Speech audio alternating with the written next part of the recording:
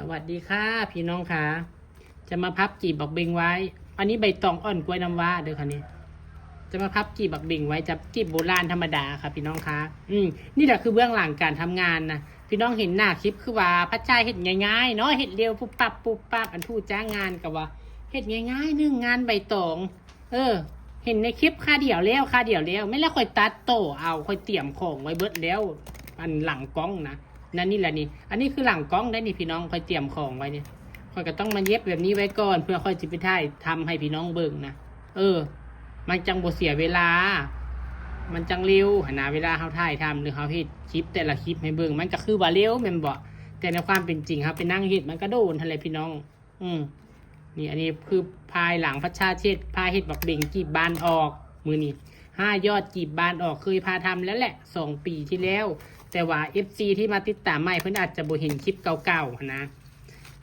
อันนี้ใส่เป็นกล้วยน้ำว้าเห็ดกล้วยอ่อนนะคะ ผู้ใด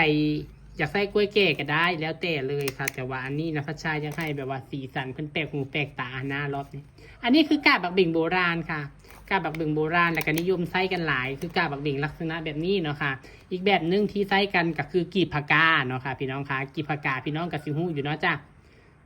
อันนี้คือกาบโบราณขวาทับซ้ายหรือซ้ายทับขวาก็ได้จ้ะเขากระติภาพจีบแบบนี้ไว้หลายเวลาเขาไปถ่ายคลิปมันก็จะเร็วนีบกลับอย่างเดียวไม่ต้องมานั่งพับนะนี่แหละคือเบื้องหลังการทำงานบางอันไม่ได้แม่นว่าเฮ็ดง่ายๆค่ะเดี๋ยวได้พี่น้องจ๋าแต่ว่าพี่น้องเห็นในคลิปคือว่าแล้วผู้บ่ปิ่นนะเบิ่งในคลิปกับฮู้แล้วว่าคือไวแท้คือทรงเฮ็ดง่ายๆนึงค่ะเดียวกันแล้วนะแต่ในความเป็นจริงมันก็บ่ดอกพัชชากับตัดต่อนะคะตัดต่อบางเทื่อกับพักไว้แล้วก็มันเปียรัดข้อแล้วก็ต้องไปเปิดคลิปแบบนี้มันก็คือเร็วนะเบิ่งในคลิป5 นาที6 นาทีแต่ในความเป็นจริงก็เป็นชั่วโมง2 ชั่วโมงเด้อบักบิ่งเพื่อแต่สิแล้วแต่ละอันก็ได้ค่ะมาให้เบิ่งเบื้องหลัง